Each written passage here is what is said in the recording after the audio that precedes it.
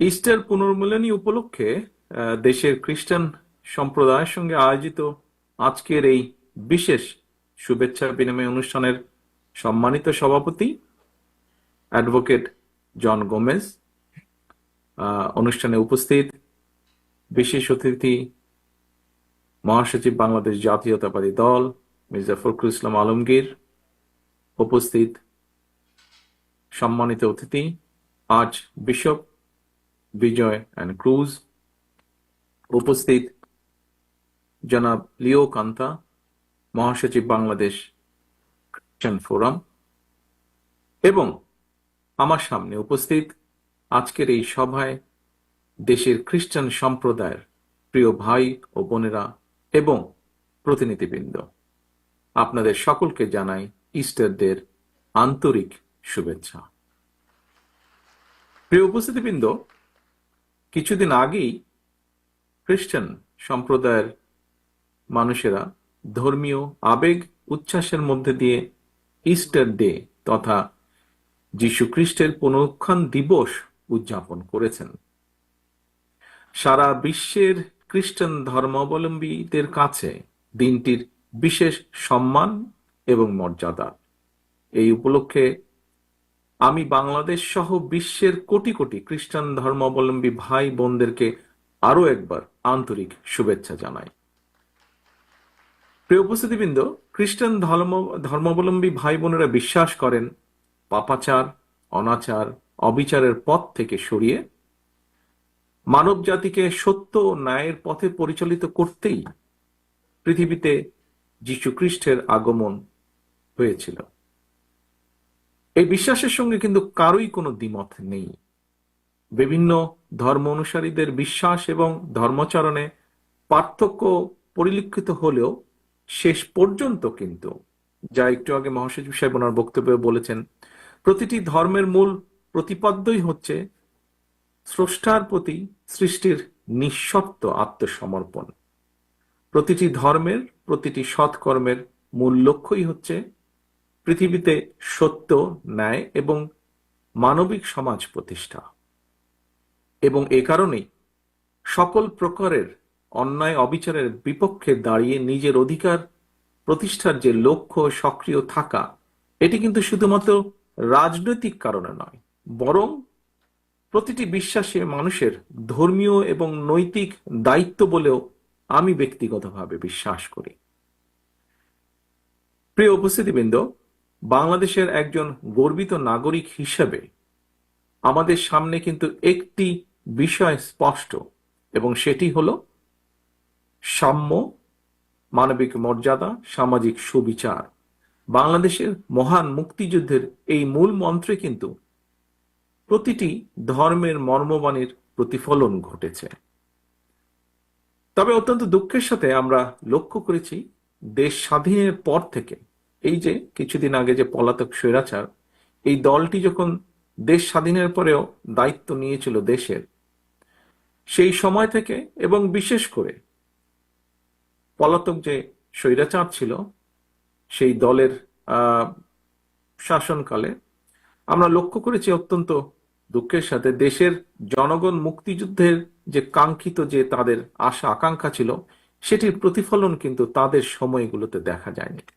বরং আমরা দেখেছি তারা নিজেদের অবৈধ ক্ষমতাকে দীর্ঘায়িত করতে বিভিন্ন সময় এই পলাতক স্বৈরাচার এবং তাদের দোসররা সংবিধান নামে দেশের সংবিধানকে প্রায় নিজেদের দলীয় সংবিধানে পরিণত করেছিল।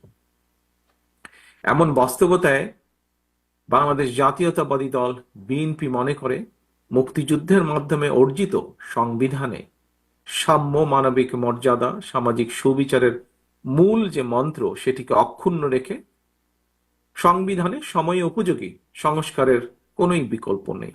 ফলে সংবিধান সংস্কারের ব্যাপারে অন্তর্বর্তীকালীন সরকারের কাছেও বিএনপি তার সুস্পষ্ট প্রস্তাবনা তুলে ধরেছে, যা পত্রপত্রিকার মাধ্যমে আপনারা সকলেই অবগত আছেন।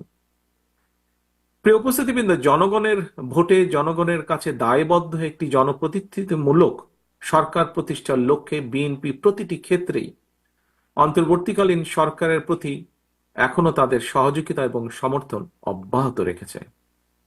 তবে রিসেন্টলি যদি আমরা খেয়াল করে দেখি, বিভিন্ন কারণে অন্তর্বর্তীকালীন সরকার তাদের দায়িত্ব পালনে সক্ষমতার পরিচয় দিতে পারছে কিনা এ নিয়ে সমাজের বিভিন্ন শ্রেণী পেশার মানুষের মধ্যে কিন্তু ধীরে ধীরে সংশয় সৃষ্টি হচ্ছে। প্রিয় উপস্থিতিবৃন্দ, 2013 সালের ডিসেম্বর মাসে তৎকালীন র্যাব সদস্যরা ঢাকা মহানগর বিএনপির নেতা সাজিদুল ইসলাম সুমনকে গুম করে। আজ পর্যন্ত আমাদের এই সহকর্মীর হদিস আমরা পাইনি। স্বৈরাচারের শাসনকালে শুধু একজন সুমন নয়, সারা ঢাকা সহ সারা বাংলাদেশে এরকম অসংখ্য সুমনদেরকে গুম, খুন, অপহরণ করা হয়েছিল। এর প্রতিবাদে পলাতক স্বৈরাচারের সময় গুম হওয়া ব্যক্তিদের পরিবারদের সদস্যদেরকে নিয়ে গুম হওয়া সুমনের বোনের নেতৃত্বে 2014 সালে গঠিত হয়েছিল সামাজিক একটি সংগঠন মায়ের ডাক। অত্যন্ত আশ্চর্য এবং উদ্বেগের বিষয় হচ্ছে, গুম হওয়া সুমনকে ধরার জন্য গতকাল সন্ধ্যায় ঢাকায় সুমনের বোনের বাসায় অভিযান চালিয়েছে প্রশাসন। এখন তারপরে প্রশাসন বলছে তারা নাকি সুমন সম্পর্কে জানত না। তর্কের খাতিরে, উপস্থিতিবৃন্দ, তর্কের খাতিরে আমরা ধরে নিলাম যে ঠিক আছে, প্রশাসন সুমন সম্পর্কে হয়তো জানত না, কিন্তু এই যে পলাতক স্বৈরাচার, এই স্বৈরাচারের সরকারের সময় একজন সাবেক রাষ্ট্রপতি বিমানবন্দর দিয়ে চলে গিয়েছে দেশ ছেড়ে। যেভাবে চলে গিয়েছে সেটিকে যদি আমরা মিলাই তাহলে দেখব যে 5ই আগস্ট আরেকজন দেশ ছেড়ে পালিয়ে গেছে, ইনিও অনেকটা সেভাবেই পালিয়ে গিয়েছেন। কিন্তু এখন বলা হচ্ছে যে অন্তর্বর্তীকালীন সরকার নাকি তার এই দেশ ত্যাগের ব্যাপারে কিছুই জানে না। ঘটনাটি গতকাল, এবং গতকাল থেকে আজকে পর্যন্ত যতজন মানুষের সাথে আমার কথা হয়েছে, প্রত্যেকের মনে প্রশ্ন উঠেছে, প্রত্যেকে প্রশ্ন করছে তাহলে অন্তর্বর্তীকালীন সরকার জানেটা কি।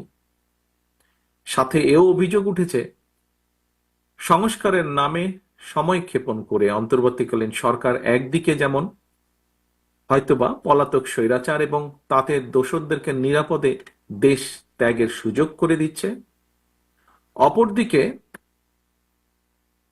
অত্যন্ত সুকৌশলে নানা ইস্যু সৃষ্টি করে স্বৈরাচার বা ফ্যাসিবাদে বিরোধী যে রাজনৈতিক দলগুলো আমরা যারা মাঠে ছিলাম, সেই দলগুলোর ঐক্যের মধ্যে ফাটল ধরানোর একটা ক্ষেত্র হয়তো তৈরি করতে চাইছে। পলাতক স্বৈরাচারদের সহযোগীদেরও পুনর্বাসনের ক্ষেত্র হয়তো তৈরি করতে চাইছে। প্রিয় উপস্থিতিবৃন্দ, এই বিষয়গুলো ঘুরে ফিরে মানুষের মনে প্রশ্ন তৈরি করছে। এবার আমি একটু ভিন্ন কথায় আবার আসি।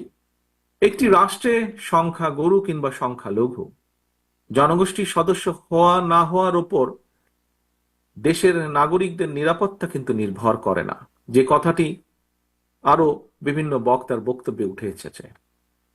আমরা যদি পেছনের দিকে দেখি, দেখব পলাতক স্বৈরাচারের সময়ও কিন্তু বর্বর যে বন্দিশালা, আয়নাঘর, অন্ধকার প্রকোষ্ঠ, বছরের পর বছর সেখানে বিনা বিচারে বন্দী মানুষরাই কিন্তু এর সবচেয়ে বড় উদাহরণ। দেশে গণতন্ত্র এবং আইনের শাসন না থাকলে কথিত সংখ্যাগরু কিংবা সংখ্যালঘু অর্থাৎ আপনি কিংবা আমরা কেউই কিন্তু নিরাপদ নই। এমনকি ক্ষেত্র বিশেষে দেশের স্বাধীনতা, সার্বভৌমত্ব নিরাপদ নয়। রাষ্ট্রে যদি গণতন্ত্র এবং আইনের শাসনই না, একমাত্র রাষ্ট্রে গণতন্ত্র এবং আইনের শাসনই নিশ্চয়তা দিতে পারে নাগরিকদের নিরাপত্তা। দেশে গণতন্ত্র এবং আইনের শাসন নিশ্চিত করার অন্যতম পূর্ব শর্ত হচ্ছে জনগণের সরাসরি ভোটে নির্বাচিত, জনগণের কাছে জবাবদিহিমূলক সংসদ এবং সরকার প্রতিষ্ঠা। নির্বাচিত সরকারকে জনগণের প্রতি মুখাপেক্ষী করে দেওয়া গেলে দেশে গণতন্ত্র এবং আইনের শাসন টেকসই হয়ে ওঠে, যা গণতান্ত্রিক দেশগুলো যার সবচেয়ে বড় উদাহরণ। সরকারকে জনগণের কাছে মুখাপেক্ষী এবং দায়বদ্ধ না করে উল্টো নাগরিকদের নিরাপত্তার জন্য এক ধর্মের মানুষকে যদি অন্য ধর্মের মানুষের মুখাপেক্ষী করে দেওয়া হয়, এতে বরং রাষ্ট্র এবং সরকারের অসহায়ত্ব ও গণতান্ত্রিক চেহারাই কিন্তু ফুটে ওঠে। প্রিয় ভাই বোনেরা, আমি প্রায়শই আমার আলোচনায় একটি কথা বলে থাকি, সেটি হলো সংখ্যা লঘু কিংবা সংখ্যা গুরু, এইগুলো হচ্ছে একটি রাষ্ট্রে ধর্ম বর্ণ পরিচয়ের ভিত্তিতে নাগরিকদের বৈশিষ্ট্য বা সংখ্যা নির্ণয়ের জন্য একটি শব্দ মাত্র।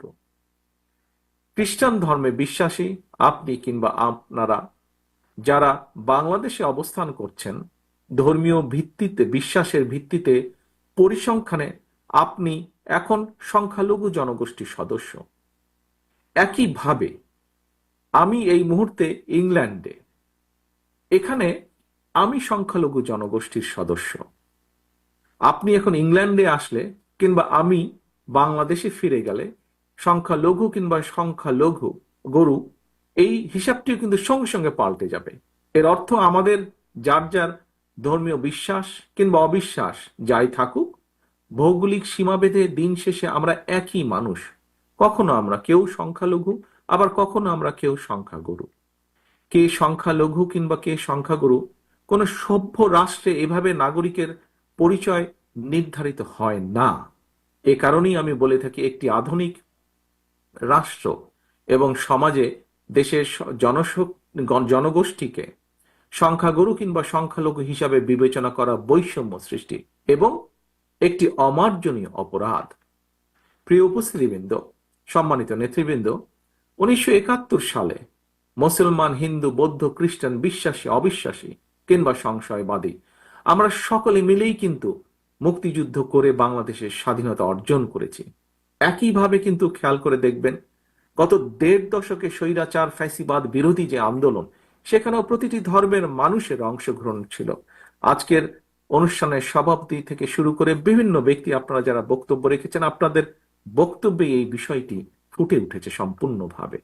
একইভাবে 2024 সালে ধর্ম বর্ণ নির্বিশেষে ছাত্র জনতা, বিশ্বাসী অবিশ্বাসী কিংবা সংশয়বাদী, আমরা সকলে মিলেই কিন্তু বীর জনতা গণ অভ্যুত্থানের মাধ্যমে দেশ এবং জনগণের স্বাধীনতা রক্ষা করেছি আমরা। সুতরাং এই দেশটা কোনো ব্যক্তি কিংবা দলের নয়, এই দেশটা আমার, আপনার, আমাদের সকলের। এই দেশটা এই দেশের জনগণের। প্রিয় খ্রিস্ট ধর্মাবলম্বী প্রিয় ভাই ও বোনেরা, ফ্যাসিবাদী জননী, স্বৈরাচারের জননী দেশ ছেড়ে পালানোর পর ধর্ম বর্ণ নির্বিশেষে প্রতিটি বাংলাদেশী নাগরিকের সামনে দেশে গণতন্ত্র, সুশাসন, মানুষের অধিকার প্রতিষ্ঠার এক অপার সুযোগ তৈরি হয়েছে। ঐক্যবদ্ধভাবে আমাদেরকে অবশ্যই এই সুযোগটিকে কাজে লাগিয়ে একটি বৈষম্যহীন, গণতান্ত্রিক, ইনসাফ ভিত্তিক মানবিক রাষ্ট্র ও সমাজ প্রতিষ্ঠার জন্য কাজ করতে হবে। এবং সেটি প্রতিষ্ঠার জন্য আমি ব্যক্তিগতভাবে একজন রাজনৈতিক কর্মী হিসেবে মনে করি এখনই শ্রেষ্ঠ সময়। রাষ্ট্র গণতান্ত্রিক না হলে, রাষ্ট্রে সরাসরি জনগণের ভোটে নির্বাচিত, জনগণের কাছে জবাবদিহিমূলক সরকার প্রতিষ্ঠিত না থাকলে জনগণকে কি ধরনের নির্মম পরিণতি ভোগ করতে হয় বিগত 1.5 দশকের বেশি সময়কালীন ফ্যাসিবাদ স্বৈরাচারী শাসন শোষণ এর সবচাইতে বড় প্রমাণ। প্রিয় উপস্থিতিবৃন্দ, মঞ্চে উপস্থিত সম্মানিত রাজনৈতিক এবং ধর্মীয় নেতৃবৃন্দ, সুতরাং ভবিষ্যতে আর কোনো ষড়যন্ত্র যাতে বাংলাদেশকে গণতান্ত্রিক যাত্রা পথ থেকে বিচ্যুত করতে না পারে, সেজন্য আসুন আমরা যে যার অবস্থান থেকে ভূমিকা রাখি। এই ভূমিকা রাখার জন্য আপনাদের উপস্থিত প্রতিটি মানুষকে, যারা আমার সামনে আজকে উপস্থিত আছেন অথবা অনলাইনের মাধ্যমে যারা সংযুক্ত আছেন, প্রতিটি মানুষকে আমি আহ্বান করব, অনুরোধ রাখব। প্রিয় ভাই বোনেরা, আপনারা ইতিমধ্যেই জেনেছেন, মহাসচিব সাহেব ওনার বক্তব্যে উল্লেখ করেছেন, গতকাল বৃহস্পতিবার রোমান ক্যাথলিকদের প্রধান ধর্মীয় গুরু নির্বাচিত হয়েছেন লিও চতুর্দশ। আজকের এই অনুষ্ঠান থেকে নবনির্বাচিত পোপকে আমরা আন্তরিক অভিনন্দন জানাই। আসুন আমরা আসুন আমরা সকলে প্রত্যাশা করি, আশা করি, যুদ্ধ এবং ঝঞ্ঝা বিক্ষিপ্ত এই বিশ্বে তিনি জনগণের মধ্যে শান্তি ও স্বস্তির বার্তা ছড়িয়ে দিবেন। আপনাদের আজ এবং আগামী হোক আরো সুন্দর এবং নিরাপদ, এই প্রত্যাশা রেখে আমার বক্তব্য শেষ করে আপনাদের কাছে বিদায় নিচ্ছি। আল্লাহ হাফেজ। বাংলাদেশ জিন্দাবাদ। বাংলাদেশ জাতীয়তাবাদী দল জিন্দাবাদ।